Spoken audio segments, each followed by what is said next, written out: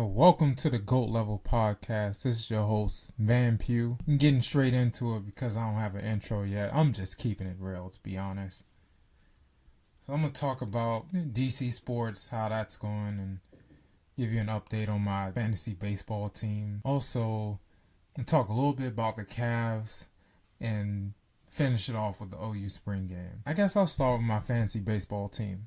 I feel that I could have been 2-2 by now, but I made some bad lineup changes. I didn't start the right people at the right time. You know, just normal fantasy mistakes. It's fine. The next week, I came back.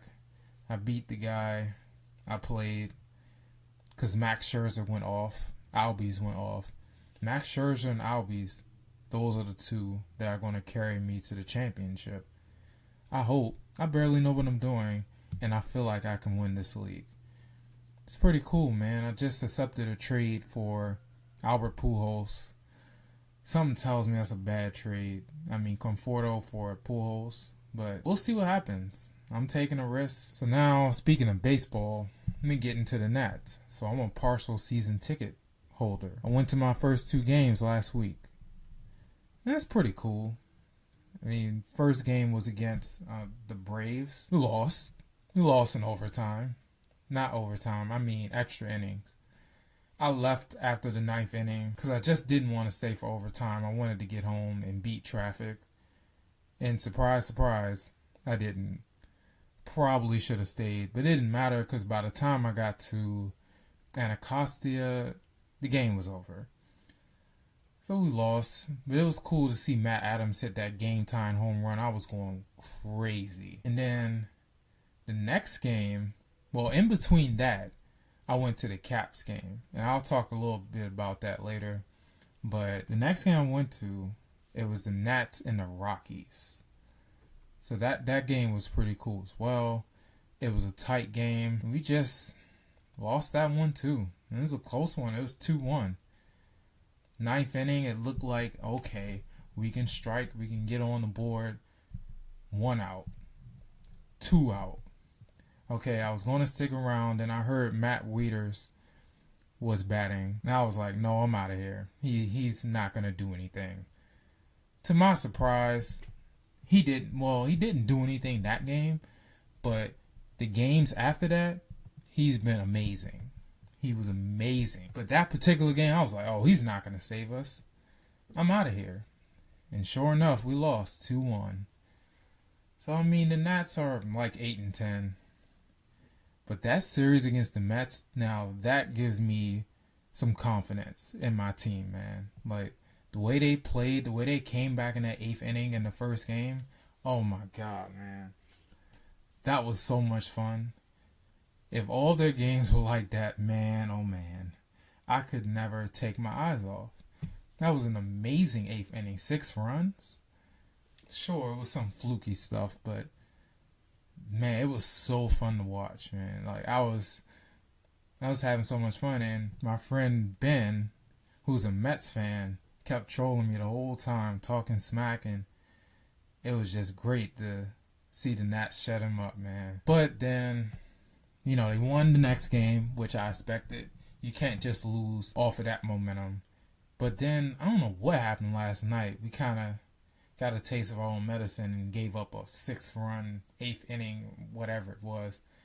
I wasn't even watching, but I turned back and all of a sudden it's 11-4. Somebody hit a home run. I think it was Zimmerman. He hit 2 home runs yesterday. I decided to start him in fantasy, thank God. And sure enough, he had 2 home runs. Helps me for fantasy, but the Nats still lose. So now I'm going to talk about the Caps. So game 1 was cool. I went to game 1. I was in the nosebleeds, of course. I don't pay too much for tickets. I pay the cheapest amount as possible. Now, I don't care. I will sit in the nosebleeds. It's fun. I still have fun. Man, let's go Caps. CAPS. Caps, Caps, Caps. Oh, man, all day, man. I loved it. I just wish we had won that game. We had it. We was up 2-0. I think the second goal was kind of shaky, but I was like, okay, we up 2-0. We're set. They come right back and score 2 goals. I was like, come on. Then we go up 3-2. I was like, okay, that's it. Then they come back and score a third goal. And I was like, I'm done. I got to beat traffic. Metro's closing, about to close in an hour or two. I got to beat traffic. Hockey overtimes can last forever. I was out of there. Sure enough, when I get downstairs in Gallery Place to catch the Green Line train, game's over. We lose. I was like, okay, typical Caps. Game 2, watched it at home, same heartbreak. Sucks, man. Yeah, my friend's a season ticket holder for Columbus Blue Jackets, and he's loving it. He's enjoying the series. Game 3, oh man, loved it. Their chants got in my head. I can't get CBJ. Cannot get that out of my head, bro. Can't get it out of my head. I'm like, can we beat this team so I don't gotta hear this chant no more? Well, even our chants, I don't always like them. And then the Holtby chants, you gotta expect that anytime we play anybody in the playoffs. Holtby all day. Don't matter, but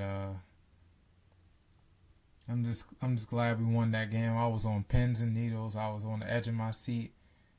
We won. In game 4 is tonight. Probably gonna miss most of it. Gotta record it. I will record it. And hey man, let's hope we can pull out a win. Cause I said before even looking at the facts or anything, I said we're gonna be 2-2 going back to DC. I'm speaking it into existence.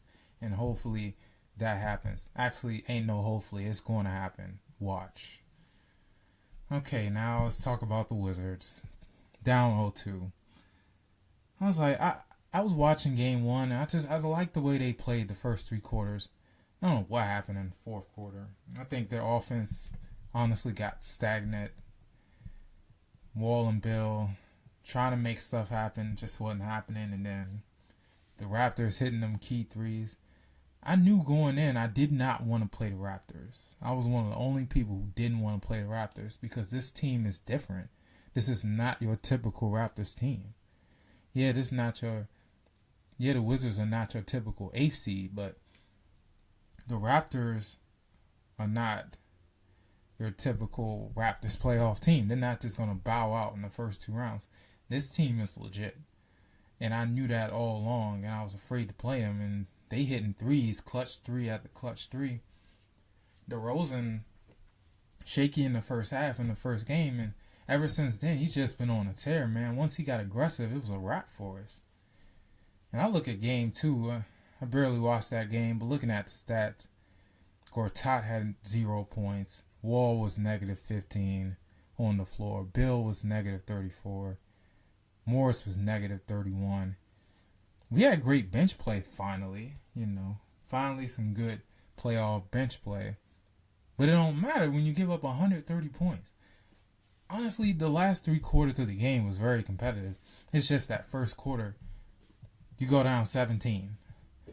Usually, what I say about early leads in basketball is that they can be taken over with the quickness. Like, I'd rather be down a lot early because it gives me a lot of chance to catch up. But in this case, we got down and we just couldn't get back up. Down 0-2, hopefully the home court advantage does something. Usually the playoff crowd at Capital One Center is very good. We need them. We need them for sure. Another key series, the Cavs and Pacers. LeBron had 46 last game. When LeBron wants to prove a point, when he wants to get aggressive, it's over. He's going to get aggressive. He's going to show out. Even though he showed out, as I expected, the Pacers were right there and could have won that game with 1 or 2 plays. LeBron needs help. LeBron needs help. That's all I'm going to say.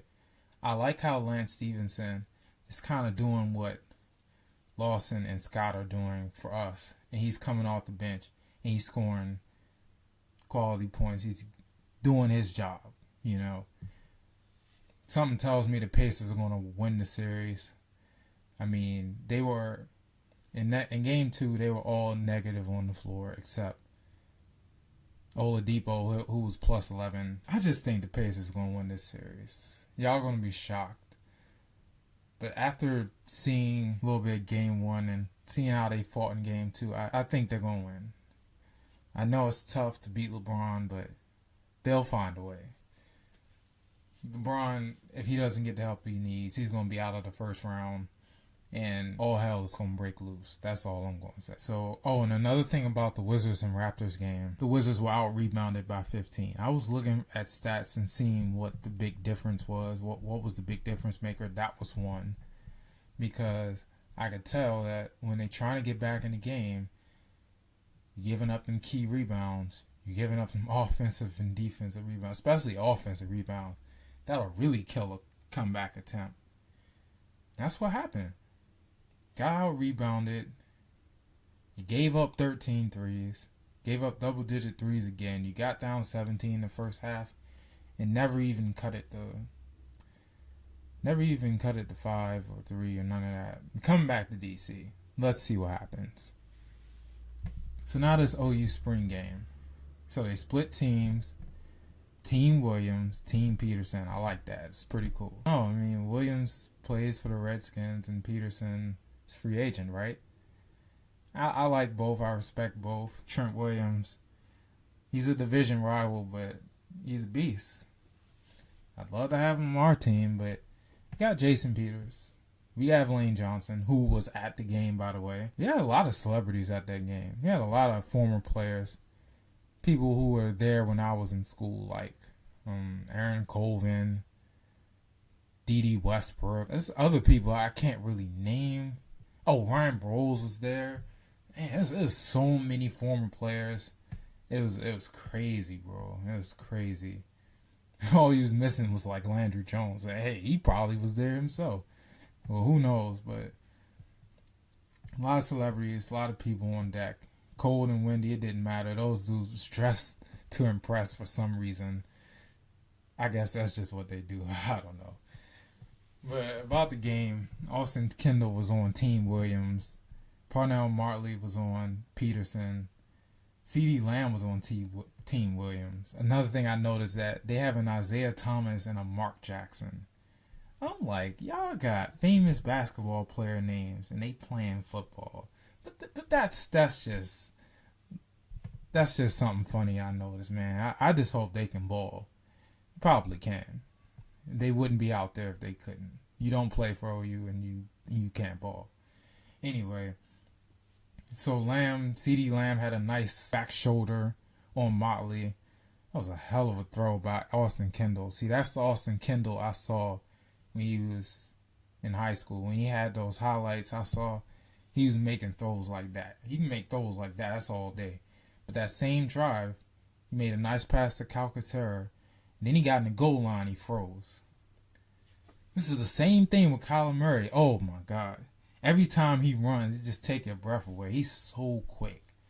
But then, just like Austin Kendall, when he got in that red zone, he didn't do a thing. So, that was just a little bit I saw. But I can't really criticize them for that. It's the spring. They'll get it right. Our offense will be fine. They'll get it right. We got good coaching. Be fine.